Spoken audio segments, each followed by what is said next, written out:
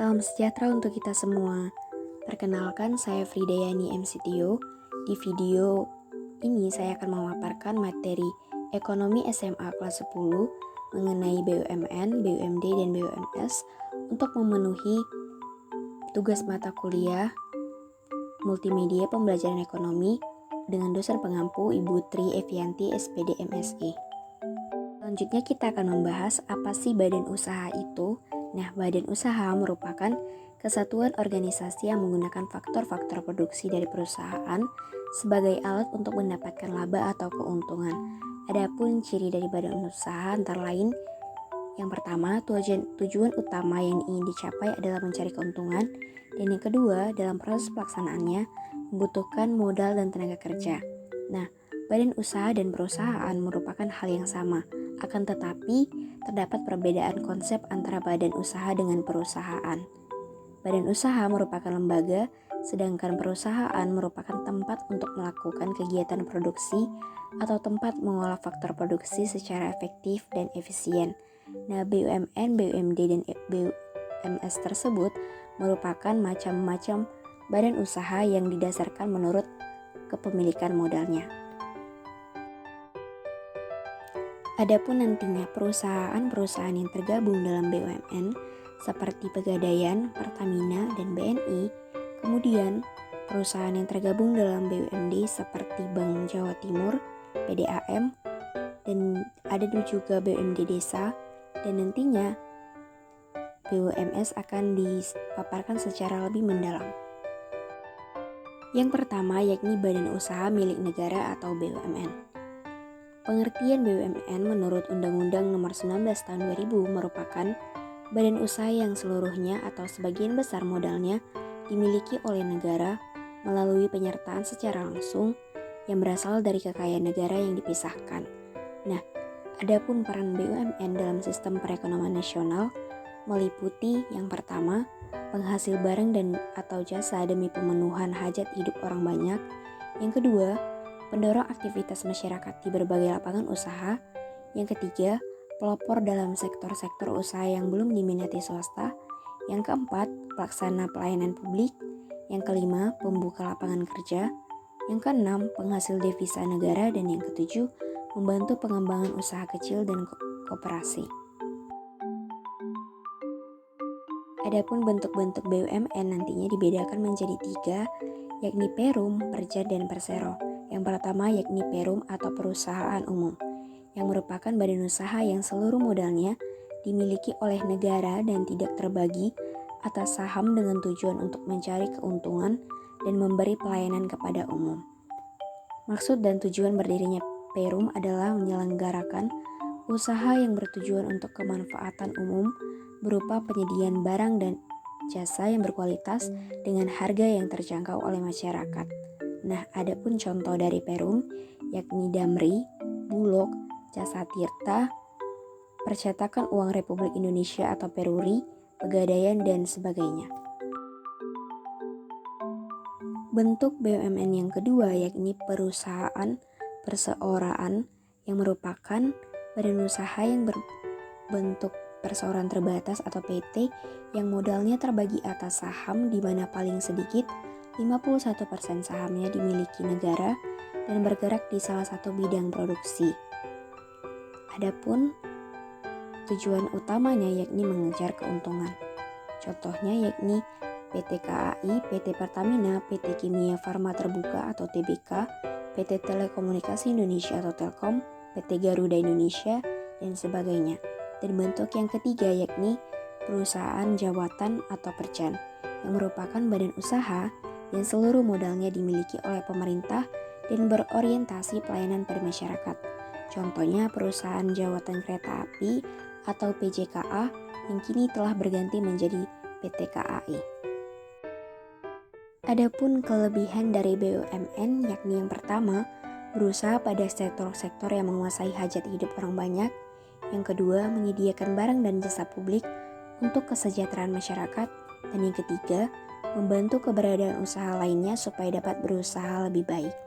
Adapun kelemahan BUMN yang pertama, karena sebagian BUMN bertujuan memberi layanan pada masyarakat, seolah-olah BUMN tidak perlu efisien dalam pengelolaannya.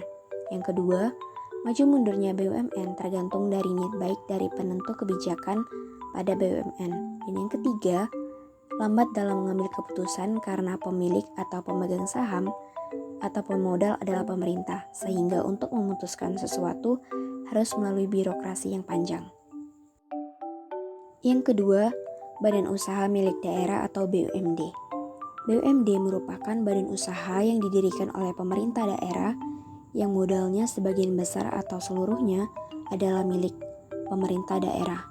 Nah, dalam BUMD ini terdapat kekayaan daerah yang dipisahkan, yang dimaksudkan sebagai kekayaan daerah yang berasal dari APBD yang untuk dijadikan penyertaan modal daerah pada BUMD. Bentuk-bentuk BUMD tidak secara jelas dibedakan pada Undang-Undang Nomor 5 Tahun 1962, namun biasanya dibedakan dalam usaha industri, perdagangan, dan jasa. Adapun contoh dari BUMD yakni yang pertama, Perusahaan Daerah Air Minum atau PDAM, yang kedua Transjakarta, yang ketiga Trans Jogja, dan yang keempat Bank Jawa Timur. Adapun kelebihan dari BUMD yang pertama, berusaha menyediakan barang-barang untuk kebutuhan pemerintah daerah. Yang kedua, sebagai sumber pendapatan asli daerah. Yang ketiga, menyediakan lapangan pekerjaan. Yang keempat, memberikan keamanan kerja bagi pegawainya. Adapun kelemahan dari BUMD yaitu yang pertama, pengelolaan menyangkut birokrasi sehingga BUMD kurang cepat mengambil keputusan. Yang kedua, sering kekurangan modal. Dan yang ketiga, maju mundurnya BUMD tergantung kepala daerah karena yang mengangkat dan memberhentikan direksi adalah kepala daerah. Bentuk yang ketiga yakni badan usaha milik swasta atau BUMS. BUMS merupakan badan usaha yang modalnya dimiliki oleh pihak swasta yang dalam kegiatannya dibedakan atas badan usaha swasta dalam negeri dan badan swasta asing. Dengan tingginya hasil usaha dari BUMS, maka pajak yang dibayarkan pada pemerintah juga akan semakin tinggi. Hal ini kemudian berdampak pada pendapatan pemerintah yang akan meningkat. Adapun peran BUMS yakni yang pertama, sebagai mitra BUMN, yang kedua, penambah pendapatan nasional, yang ketiga, pembuka lapangan pekerjaan, yang keempat, penambah kas negara dan pemacu pendapatan masyarakat, yang kelima, membantu pemerintah dalam mengelola dan mengusahakan kegiatan produksi, distribusi, dan konsumsi yang tidak dapat ditangani oleh BUMN. Adapun bentuk-bentuk BUMS yang pertama, perusahaan perseorangan, yang merupakan perusahaan yang didirikan oleh seseorang dan modalnya berasal dari harta pribadi. Contoh dari perusahaan ini adalah usaha rumah makan dan laundry. Nah, cirinya ini dikhususkan dengan modal sendiri dan bertanggung jawab sendiri atas jalannya perusahaan. Adapun kekuatan yang menjadi kekuatannya yakni pengambilan keputusan cepat, kemudian kebebasan bergerak, ongkos organisasi rendah, keuntungan cetak perorangan, dan pajak rendah. Adapun kelemahannya yakni modal terbatas, tanggung jawab tidak terbatas. Artinya jika bangkrut atau ada tuntutan hukum, maka harta milik pribadi akan diambil untuk menutup kerugian. Dan jika terjadi kerugian, maka akan ditanggung sendiri. Bentuk yang kedua yakni firma. Firma merupakan persekutuan yang didirikan oleh dua orang atau lebih dengan nama dan modal bersama. Apabila nanti perusahaan memperoleh keuntungan dan kerugian, maka kedua belah pihak sama-sama menanggungnya.